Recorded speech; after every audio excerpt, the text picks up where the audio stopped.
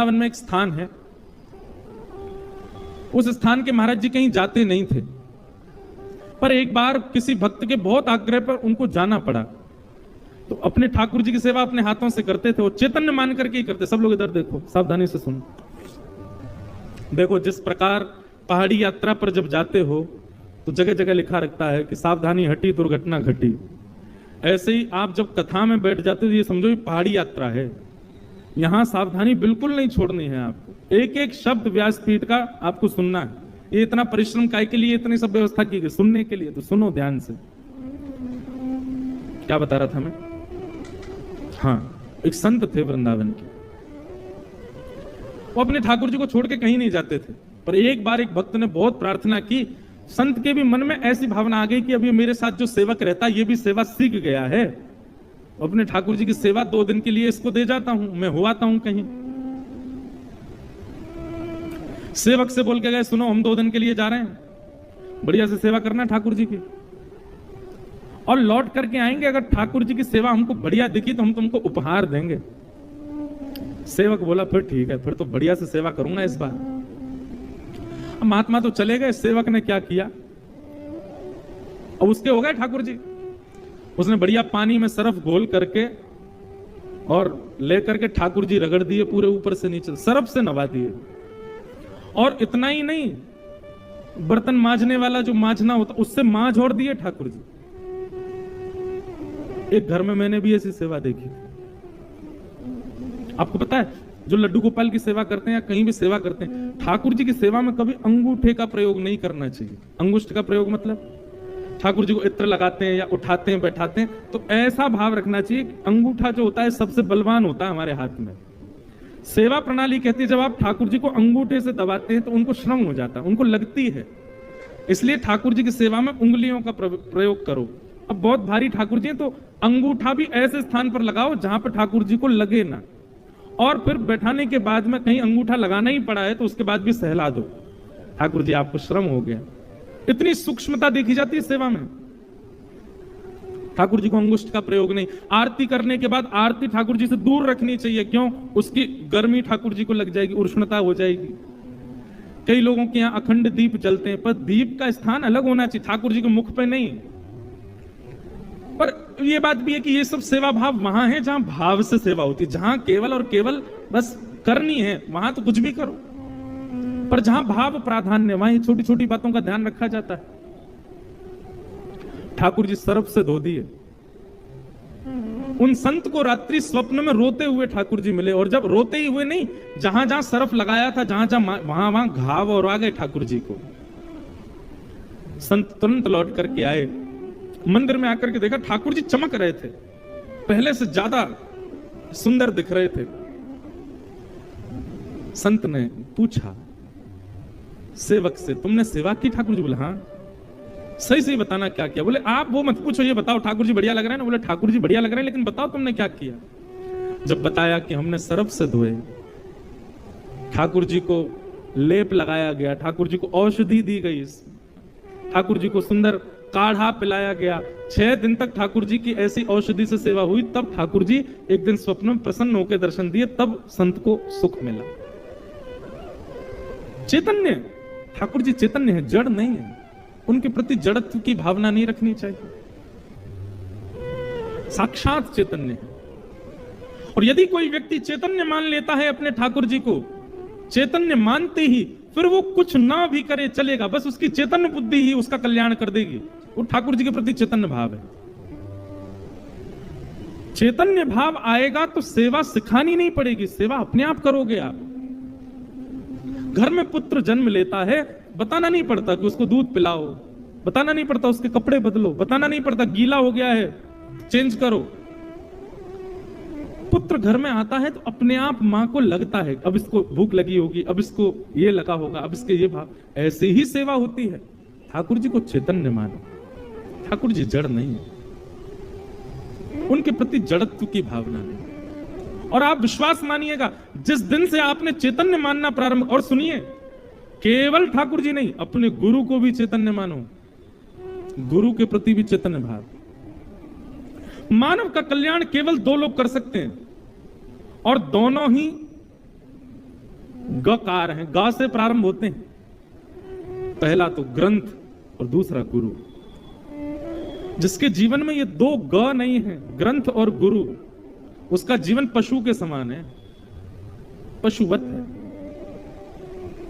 या तो ग्रंथ को स्थान दीजिए जीवन में, लेकिन एक बात और सुनिएगा, केवल ग्रंथ को स्थान दिया, गुरु को स्थान नहीं दिया, तो भी कहीं ना कहीं फिसल जाओगे। ग्रंथ गुरु दोनों जीवन में चाहिए। अब गुरु जीवन में चाहिए, इसका मतलब दीक्षा हो, हम किसी प्रणाली से, किसी परंपरा से बंध जाएं। अगर आपका विश्वास अटूट है तो बंद हो, लेकिन सबसे पहले दिशा ग्रहण करो, सबसे पहले विश्वास अटूट करो उस स्थान पर, उस गुरु पर। विश्वास कैसा अटूट कि गुरु ने कल कह दिया ऐसा तो ऐसा, गुरु कह दे कि दिन तो दिन, गुरु कह दे रात, तो इतना विश्वास हो जाए तब ग्रहण करो। कबीरदास जी के प्रसंग में ऐसा आता है, कबीरदास जी की पत्नी इतनी अनुकूल थी उनके, दोपहर का समय 12 बज रहे होंगे, उस ऊपर आकाश में सूर्य टिमटिमा रहा है और श्री कबीरदास जी सुई में धागा पिरो रहे थे, और धागा पिरोते पिरोते अपनी पत्नी से कहते हैं, अरे सुनो, दीपक लेके आना जरा, बाहर बैठे हैं प्रकाश में, दीपक लेके आना, मुझको धागा डालना है सुई के अंदर। पत्नी इतनी अनुकूल थी कबीरदास जी की, वो ये नहीं पूछती थी कि सूर्य निकला हुआ है, इतना प्रकाश हो रहा है, तुम अब दीपक जला के क्या करोगे, तो दीपक लेके आई रखी। ऐसा विश्वास गुरु के प्रति। जब तक नहीं हो तब तक मैं आपसे हाथ जोड़ूं, कहीं दीक्षा मत लो। दीक्षा तभी लेनी चाहिए जब इतना विश्वास आपका गुरु के प्रति हो। इसीलिए मैं दीक्षा नहीं देता, अभी मैं शिष्य परंपरा अभी प्रारंभ ही नहीं की है। पहले दिशाएं ले लो, पहले खूब कथाएं सुन लो, कथाएं सुनकर के दिशाएं लेकर के जब आपको लगे कि हाँ अब जो कह देंगे सो हमारे लिए अध्यादेश, और मुझे भी लगेगा कि हाँ अब मैं इस योग्य होगा, तब दीक्षा देंगे। तब तक केवल दिशा ग्रहण करो, तब तक पहचानो, जानो। तो गुरु के प्रति और ठाकुर जी के प्रति, दोनों के प्रति चैतन्य भाव रखो। जब तक चैतन्य भाव नहीं रखोगे, अब चैतन्य भाव है तभी दरबार में वसंत शाह, पारू शाह जी वर्षों पहले हुए, ऐसा नहीं, आज भी हैं। अब मुझसे एक बार किसी ने पूछा, आपके वृंदावन में निधिवन में ठाकुर जी रास करते थे? मैंने थे नहीं हैं। वृंदावन में ठाकुर जी ने ये लीला की थी नहीं, अब भी करते हैं। ये था, ये थे, हैं में बदल जाए, इसी को कहते हैं चैतन्य। आप जड़ भाव मत रखो ठाकुर जी के प्रति, चैतन्य भाव ले। परम चैतन्य है वो, सच्चिदानंद रूप है। ठाकुर जी के 3 रूप हैं, सत्य, चैतन्य और आनंद। सबसे पहला ठाकुर जी सत्य स्वरूप हैं। बंधुओं, यदि कोई व्यक्ति सत्य की उपासना करता है तो सत्य उपासक व्यक्ति को भी उतना ही फल मिलता है जितना फल तीर्थ यात्रा करने वाले, कथा सुनने वाले और ठाकुर जी की नित्य सेवा करने वाले को जो फल मिलता है वो सत्य उपासक को भी मिलता है। जो सत्य की पूजा करता है, सत्य ही बोलना, सत्य ही सुनना, सत्य ही स्वीकार करना, सत्य में ही व्यवस्थित रहना, ये जिसका नियम है, वह व्यक्ति भी पूर्ण रूपे ठाकुर जी की सेवा के प्रभाव से युक्त है। उसको भी उतना ही फल मिल रहा है जितना मुझे और आप सबको मिल रहा है, कथा सुन के, तीर्थ यात्रा करके, सेवा करके, आदि आदि जो भी कुछ करके। कोई कुछ ना भी करे लेकिन सत्य की उपासना करे तो सत्य की उपासना परब्रह्म की उपासना के समान है, क्योंकि सत्य साक्षात परब्रह्म है। इसलिए सत्य की, अच्छा एक बात बताएं आपको, अभी ना माहौल थोड़ा सा बदल गया है, संसार थोड़ा सा बदल गया है। ज्यादा सुधरा हुआ होना संसार में रहने के लिए घातक हो गया है। अब मेरी बात को बहुत ध्यान से सुनिएगा। अच्छे अच्छे गुणों की लिस्ट बनाओ, यदि वो सारे गुण किसी व्यक्ति में हैं तो ऐसे व्यक्ति को संसार में रहने में बहुत दिक्कत हो सकती है। अभी माहौल बदल चुका है।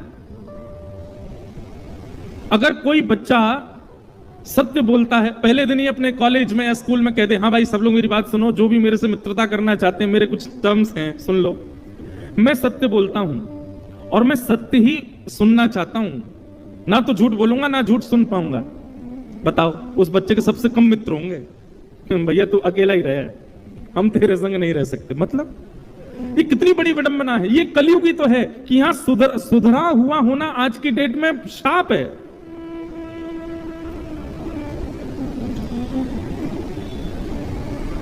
किसी परिवार में विवाह हो रहा हो बेटा का या बेटी का, वहां ऐसा कह के देखो, भैया देखो हमारी बेटी जो है 9:30 बजे सो जाती रात में, 3:30-4 बजे उठ जाती है सवेरे। बाकी की चीजें बोलो मत बोलो, लेकिन लड़का वाला सुनो, इनको कोई और ही ब्याह कर ले, हम तो नहीं कर पाएंगे।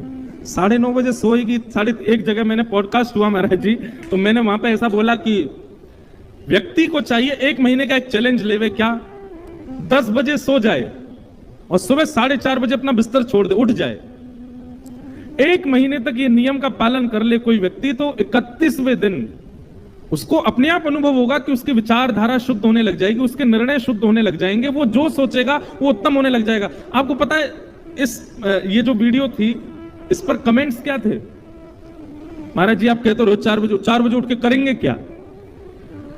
4 बजे से लेकर 9 बजे तक हम करेंगे क्या? अभी हम 9 बजे उठते हैं, 9 बजे के बाद का हमको रूटीन पता है कि हमको क्या करना है। आप कह रहे हो 4 बजे उठो, 4 से 9 तक क्या करें? मैं उस समय सिर पकड़ के बैठा, मैं सच में घोर कलयुग आ गया है। आदमी को यह बताना पड़ेगा कि 4 बजे उठ के करना क्या है। खैर सुनो, उल्लासनगर की तो रीति ही अलग है, यहां तो रात की दुनिया। आप लोगों के लिए नहीं है ये बात। आप लोग अपने ऊपर लागू मत कीजिएगा इसको। एक व्यक्ति मुझे मिले उल्लासनगर के पिछले वर्ष, वो बोले महाराज जी हम आपकी अकिंचन कथा सुनते। अकिंचन कथा शुरू होती है सुबह 4:30 बजे, तो बोले हम आपकी अकिंचन कथा सुनते। मैंने कहा अच्छा। और महाराज जी हम उसी समय सुनते थे जब आप लाइव में बैठते थे, 4:30 बजे आप बैठते कथा करने, हम तभी सुनते थे। मैंने कहा बड़े भैया तुम सुबह 4:30 बजे उठते कथा सुन? नहीं 4:30 हम सोने का समय होता था हमारा, वो तब आप कथा कर रहे होते तो हम सोचते देखते देखते सो जाएं। जय हो। उल्लासनगर के लिए नहीं है ये बात। यहां तो सारी जगह सूर्य की वंदना है, या चंद्रमा की वंदना होती है। चंद्रमा भी तो कहे कि मुझे भी तो पूजो। लो। और यहां आने के बाद हमारी स्थिति भी आप जैसी हो जाती है। यहां आने के बाद मुझे भी नींद 4 बजे से पहले नहीं आती है। पता नहीं क्या है यहाँ की हवा ही। आप लोगों का दोष बिल्कुल नहीं है, यहाँ की हवा में कुछ है। मैं आप लोगों को कुछ नहीं कह रहा हूं, लेकिन एक बात तो है, एक अलग सा एक आनंद है उल्लासनगर में। सब आनंद में रहते हैं, खूब मस्ती सी में रहते हैं, मतलब ज्यादा टेंशन नहीं लेते दिमाग पे। ये अच्छा है। लेकिन मैं जो बात कह रहा हूं वो सुनो। सुधरा हुआ होना अभिशाप है आज की डेट में।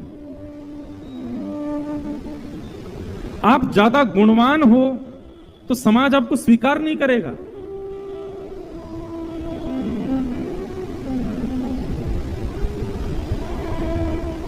कई लोग तो इस भय से हमारे संग नहीं आ रहे हैं कि इनके संग गए जल्दी उठना पड़ेगा, जल्दी सोना पड़ेगा, सीमित खाना पड़ेगा, मनचाहा कुछ खा नहीं सकते। अभी नासिक में कथा थी महाराज जी मेरी, तो हमारी टीम के कुछ लोग तो इसीलिए ही नहीं गए कि वहां नियम बहुत है। नियम कैसे करेंगे? सुबह 3:30 बजे उठ के गंगा जी नहाओ, पूरे दिन मौन रहो, मध्याह्न में फिर कूद जाओ, फिर कथा सुनो, सिले हुए वस्त्र नहीं पहनने, एक समय भोजन, वो भी सामान्य सात्विक भोजन। तो मतलब आज की डेट में क्या हो गया कि बाउंड्रीज होना, नियम होना, स्वच्छ होना, पवित्र होना, सुंदर होना, व्यवहार से, स्वभाव से, बुद्धि से, वो स्वीकार नहीं करते संसार के लोग उसको। यही तो कलयुग है। ऐसे में क्या करें? इसका एक उपाय सुनिए। अगर आप में ताकत हो तो संसार की परवाह मत करो, अपने नियमों का पालन करो। आपको किसी से कोई मतलब नहीं होना चाहिए। आज हमने कीर्तन की शुरुआत इसी भाव से तो की।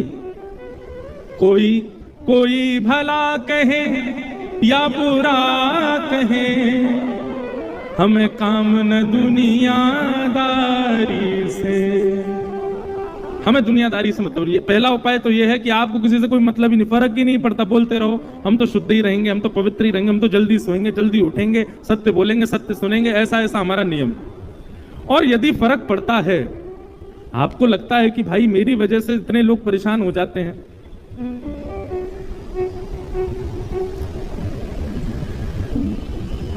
तो फिर क्या किया जाए? अपने नियम का पालन गुप्त रूप से करते रहो और प्रकाश में ऐसा दिखाओ कि आप भी उन्हीं की तरह हो। नाटक करना बहुत अच्छा आता है हम लोगों को, एक्टिंग बहुत बढ़िया सिखाई है, ठाकुर जी ने हमको गुण देकर के भेजा है, हम नाटक बहुत बढ़िया करते हैं। तो उनको ऐसा प्रदर्शित करो, उनको ऐसा दिखाओ कि आप उन्हीं के जैसे हो, पर अंतरंग रूप से अपने नियमों का पालन करो। उसके सामने भले ही झूठ सुनना पड़ रहा है, आप झूठ नहीं सुनते, झूठ नहीं बोलते, पर उसका प्रायश्चित भाव रखो। हे ठाकुर जी, अभी माहौल के अकॉर्डिंग मुझे करना पड़ रहा है, पर क्षमा करना, इसका मैं प्रायश्चित जरूर करूंगा। तुरंत वहां से निकल करके क्षमा मांगो ठाकुर जी से, बोले नहीं ये स्वीकार नहीं था, पर माहौल के अकॉर्डिंग मुझे करना पड़ा ना, क्षमा करो। पर ये बात भी सब जगह लागू नहीं होगी, नहीं तो कई लोग संसार के ऐसा सोच लेंगे कि महाराज 4 लोग बैठ के पी रहे हैं, आपने ही तो कहा था माहौल के अकॉर्डिंग कर लिया करो। ऐसी चीजों में नहीं चलेगी ये सब बातें। कुछ सामान्य स्तरीय स्थानों पर, जैसे कि आजकल ऐसा हो गया है कि ज्यादा आप सेवा करो ठाकुर जी की, घर वाले चिक चिक करते रहते हैं, ये भी विडंबना है। देखो क्या, मुझे कभी कभी बोलने में लगता तो बुरा है, पर क्या करूं, कुछ तो निदान बताना पड़ेगा ना।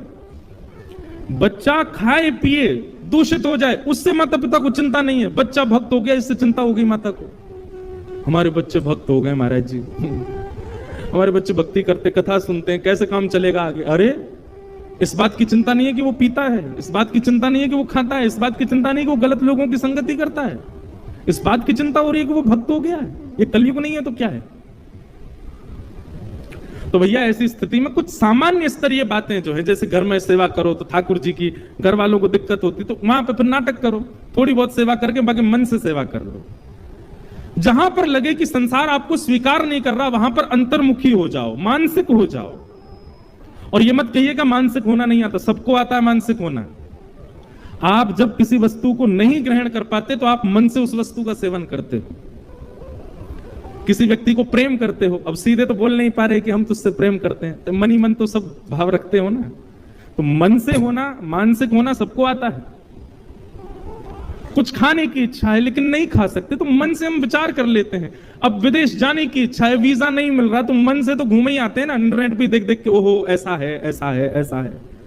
तो मन हमारा सब करने में सक्षम है, बस इसी मन को संसार की जगह ठाकुर जी की सेवा में लगा लो, यही हो जाएगा आपकी अंतर्निष्ठ भक्ति, अंतर्मुखी भक्ति। उससे फिर किसी को दिक्कत नहीं होगी। तो नियमों का पालन, सेवा का पालन, भाव का पालन मानसिक स्थिति में करो, मन से करो, प्रकट मत करो उसको। तो भगवान का प्रथम स्वरूप क्या है? सत्य। यदि कोई व्यक्ति सत्य का उपासक है तो सत्य की उपासना करने वाला साक्षात ठाकुर जी के उपासक के समान माना जाएगा। दूसरा रूप बताया गया ठाकुर जी का, चैतन्य। ठाकुर जी चैतन्य है, ठाकुर जी जड़ नहीं है, ठाकुर जी चैतन्य है। ठाकुर जी के प्रति चैतन्य भाव रखना, यह चैतन्य भाव प्रकट होना मात्र आपके जप तप नियम साधन अनुष्ठान आदि इन सब का फल आपको उसी समय मिल जाता है जिस समय आप ठाकुर जी को चैतन्य मान लेते हो। चैतन्य मतलब समझ रहे हैं ना? जड़ और चैतन्य दो होते हैं। जड़ मतलब कि ये पत्थर हैं, ये धातु हैं, ये अष्ट धातु हैं, ये पीतल के हैं, तांबे के हैं, सोने के हैं, चांदी के हैं, पत्थर के हैं, मार्बल के हैं, ये हो गई जड़ वस्तु, जड़ भाव ठाकुर जी के प्रति। और ये भाव उत्पन्न हो जाना, नहीं ये तो साक्षात चैतन्य है। उनके प्रति धातु की भावना नहीं है, उनके प्रति चैतन्य भावना है। ठाकुर जी के मंदिर में एसी लगवा दिया, क्यों लगवाया? उनको भी गर्मी लग जाती होगी। सर्दी के समय ठाकुर जी को ऊनी वस्त्र पहना दी, क्यों? उनको सर्दी लगती होगी। अभी गर्मियों का मौसम आ गया तो ठाकुर जी को भोजन में वो वस्तु दी जा रही है जिस वस्तु से ठाकुर जी को शीतलता का अनुभव हो। अभी 23 तारीख को, 23 जून को स्नान पूर्णिमा, उस दिन ठाकुर जी खूब जोर से नहाते हैं और उस दिन वस्त्र भी ठाकुर जी गीले ही पहनते हैं, इतनी गर्मी होती है। तो ये अगर जड़ वस्तु मानेंगे तो ये सेवा कभी नहीं हो सकती। आप चैतन्य मानते हो इसीलिए ये सेवा अर्पित कर पाते हो। तो जब की आवश्यकता नहीं, तब की आवश्यकता नहीं, अनुष्ठान की आवश्यकता नहीं, आदि